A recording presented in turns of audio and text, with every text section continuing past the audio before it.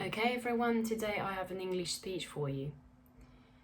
Because it is an English speech, I've decided to talk to you about a very English topic, and that is the construction of HS2. I will begin now. If you have been following the news these past few years, there are a few subjects I'm sure you cannot have avoided. Coronavirus for a start, and Brexit. But there is another subject that's been dividing opinions in the United Kingdom, and that is the construction of HS2, or High Speed 2. High Speed 2 is a partly planned high-speed railway in the United Kingdom. So what would the construction of HS2 achieve? Well, first of all, HS2 would allow for better connectivity between England's main cities. The city centres of cities like London, Birmingham, Manchester and Leeds would be connected by 345 miles of new high-speed railway track. HS2 is expected to carry over 300,000 passengers a day, around 100 million a year when fully operational. High-speed trains would continue their journey onto the existing railway network to serve many more places. Besides, HS2 should also reduce overcrowding and carbon emissions. By shifting long-distance services onto the brand new railway, HS2 will release space on existing routes. That creates space for additional local and freight services across the country. This will create more services and seats for rail users. It also takes hundreds of thousands of cars and lorries off our roads every year. In turn, this reduces carbon emissions and improves air quality. But HS2 is much more than a simple railway. According to the government, it is the most important economic regeneration project in Britain for decades. Every region of the UK could reach its economic potential, creating jobs and opportunities for millions of people. It would improve living standards, increase productivity, and help Britain compete on the global stage. Local economic plans based around HS2 show almost 500,000 jobs and nearly 90,000 new homes.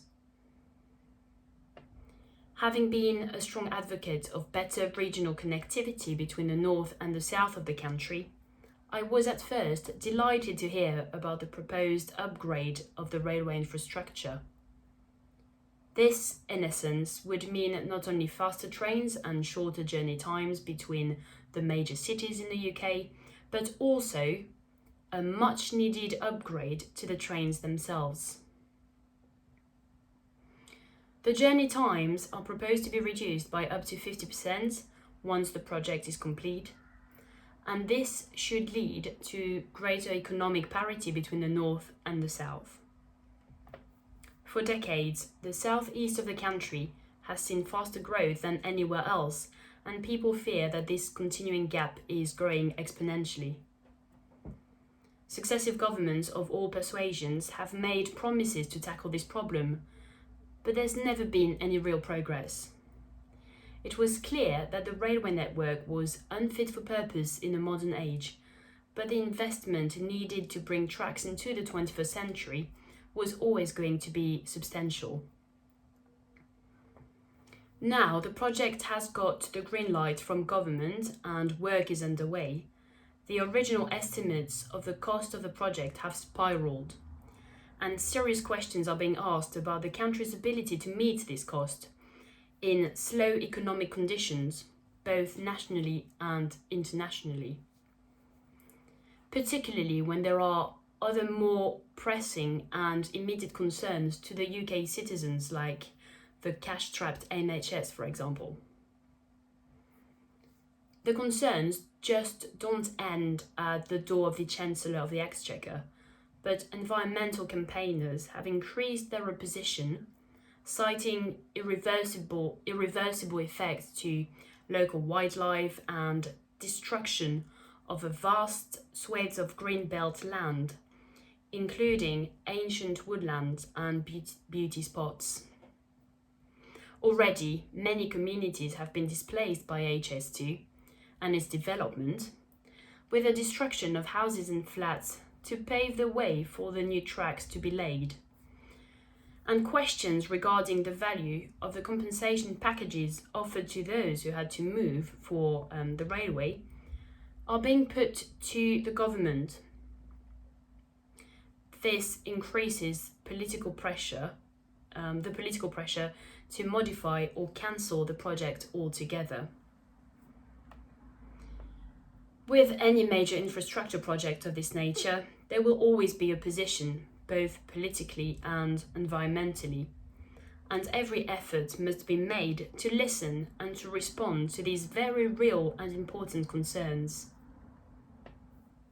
This being said, I believe that a nation needs to innovate and modernize in order to serve its citizens and to bring economic prosperity to all areas under its governance. Regional connectivity will bring modern sustainable investment to areas that have seen decades of decline in traditional industries, for example, and it will provide prosperity and a more equal society for all. This project is not the only one to divide the British people. The same goes for the expansion of Heathrow Airport. Indeed, many business leaders are strongly arguing that Britain urgently needs to expand its airport capacity, especially in the southeast. The easiest and the quickest method to increase airport expansion would be to expand Heathrow to include a third runway and a sixth terminal. However, there is vocal opposition from local residents and green groups against expanding Heathrow. Opponents argue that expanding Heathrow is unnecessary and would significantly increase noise and air pollution, thus reducing the quality of life for many thousands. Thank you very much for listening to me today.